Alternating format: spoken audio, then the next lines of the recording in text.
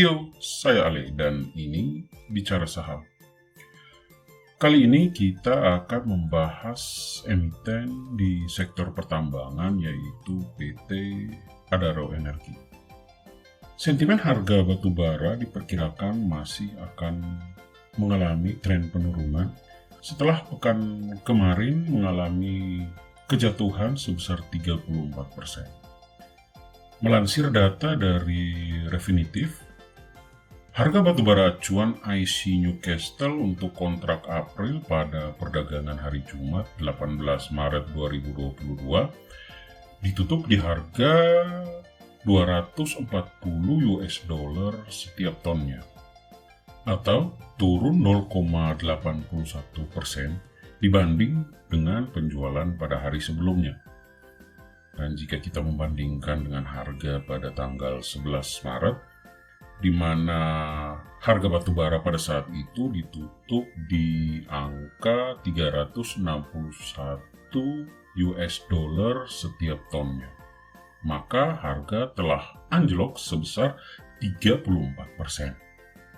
Harga batubara sebenarnya sempat melambung setelah negara Rusia menyerang Ukraina pada 25 Februari yang lalu. Harga batu hitam ini melonjak cepat dari $251 setiap ton ke kisaran harga $400 setiap tonnya.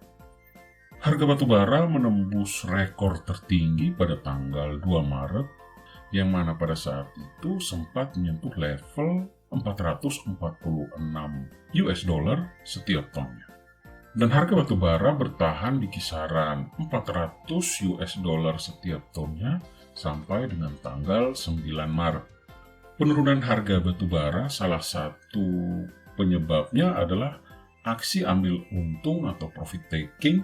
Lalu kemudian salah satu penyebab penurunan harga batubara juga disebabkan oleh importir terbesar seperti Cina mulai menambah produksi batubara dalam negeri mereka, dengan tujuan untuk mengurangi nilai impor batubara mereka. Harga batubara yang terlalu melambung tinggi pada awal bulan Maret juga merupakan salah satu alasan mengapa terjadinya koreksi harga. Sentimen dari penurunan harga batubara ini menyebabkan beberapa saham komoditas mengalami penurunan nilai. Salah satunya adalah Adaro Energi, yang mana harga sahamnya sempat mencapai 3.240 per lembar saham dan turun sampai pada saat video ini dibuat pada tanggal 22 Maret 2022 berada pada harga 2.800 per lembar saham. Lalu, bagaimana keadaan fundamental dari Adaro Energi pada saat ini? Yuk kita analisa.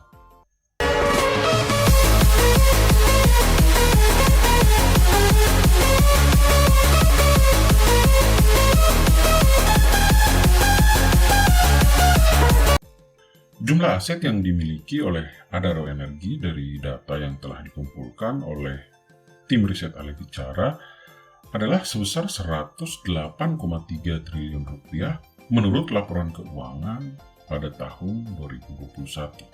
Aset itu terdiri atas Rp44,6 triliun liabilitas atau utang dan Rp63,6 triliun ekuitas. Nilai aset ini meningkat Rp18,5 triliun jika dibandingkan dengan jumlah aset pada laporan keuangan di tahun 2020. Bertambahnya aset Adaro ini disebabkan oleh naiknya liabilitas atau utang sebesar Rp10,4 triliun dan meningkatnya ekuitas dari Adaro sebesar Rp8 triliun. Jenis-jenis item dari ekuitas yang mempengaruhi sehingga mengakibatkan meningkatnya nilai dari ekuitas Adaro adalah meningkatnya selisih transaksi dengan pihak non-pengendali ke $7,8 juta, bertambahnya nilai saldo laba dari $2,3 miliar ke $2,7 miliar, sedangkan untuk item liabilitas terbesar dari Adaro sendiri adalah liabilitas jangka panjang berupa senior notes sebesar 740 juta US dollar. Jumlah liabilitas ini meningkat karena pada tahun 2020 nilainya adalah 736 juta US dollar. Dan untuk utang jangka pendeknya, jenis liabilitas terbesar yang dimiliki oleh Adaro adalah utang dividen senilai 378 juta US dollar. Untuk rasio likuiditas dari Adaro, cash rasionya adalah 133%. Quick rasionya 199%, current rasionya 208%, dan rasio debt to equity atau DER adalah 70%. Ini berarti jumlah kas dari Adaro cukup dan bahkan mampu untuk bisa melunasi utang jangka pendek yang menjadi kewajiban dari Adaro sendiri. Untuk total utang dari Adaro juga tidak terlalu mengkhawatirkan, karena jumlah total utangnya hanya 70% dari total ekuitas yang dimiliki oleh perusahaan. Pada tahun 2021, revenue yang telah dikumpulkan oleh Adaro sebesar 3,9 miliar US dollar. Revenue ini meningkat jika dibandingkan dengan revenue Adaro di tahun 2020 yang nilainya hanya 2,5 miliar US dollar. Revenue yang dihasilkan oleh Adaro sendiri terdiri dari penjualan batubara ke pihak ketiga yang meningkat dari 2,3 US dollar ke 3,8 miliar US dollar, pendapatan jasa pertambangan dari pihak ketiga yang menurun dari 122 juta US dollar ke 91 juta US dollar, dan pendapatan lain-lain dari pihak ketiga yang menurun dari 47 juta US dollar ke 41 juta US dollar. Kemudian, ada pendapatan dari pihak yang berelasi yang bertambah dari 27 juta US dollar ke 51 juta US dollar. Sehingga, revenue dari Adaro pada tahun 2021 berdasarkan nilai pada kuartal keempat meningkat 60% jika kita bandingkan dengan revenue dari Adaro pada tahun 2020. Dan nilai peningkatan revenue untuk tahun 2021 ini adalah sebesar 21,3 triliun rupiah.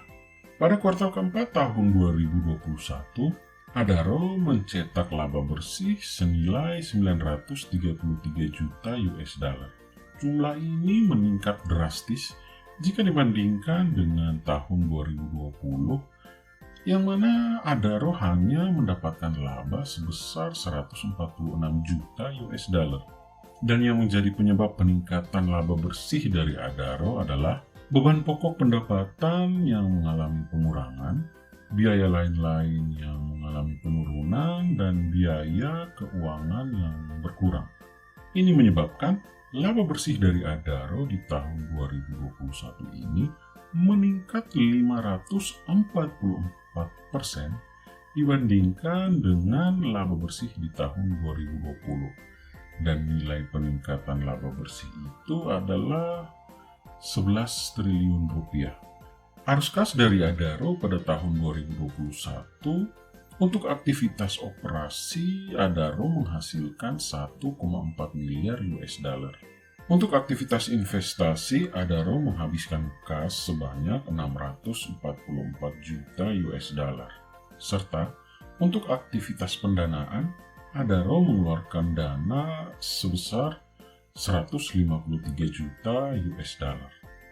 Aktivitas-aktivitas dari Adaro ini menghasilkan peningkatan kas sebanyak 638 juta US dollar. Untuk value dari Adaro per akhir kuartal keempat tahun 2021, ekuitasnya adalah 63 triliun rupiah. Harga sahamnya Rp2.250 per lembar. Nilai buku atau book value Rp1.997 per lembar saham. Ini menghasilkan nilai price to book value 1,1. Dengan laba per saham sebesar Rp418, maka Nilai price to earning ratio adalah 5,3. Nilai laba per saham tadi menghasilkan net profit margin 23%, return on equity 20%, return on asset 12%.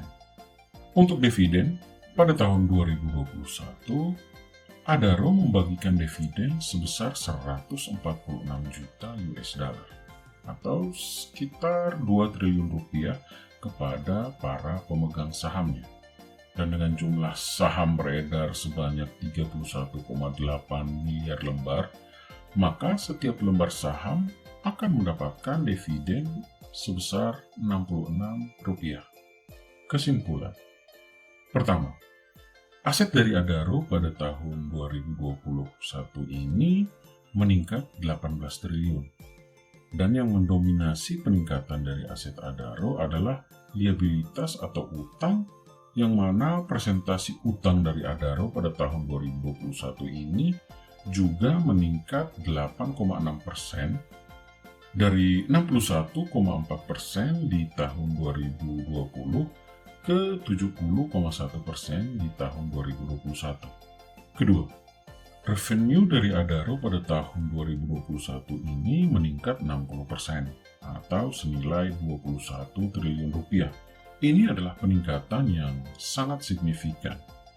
Yang menyebabkan adalah karena pada tahun 2021, harga batu bara terus meningkat sampai pertengahan bulan Oktober sebelum akhirnya mengalami koreksi.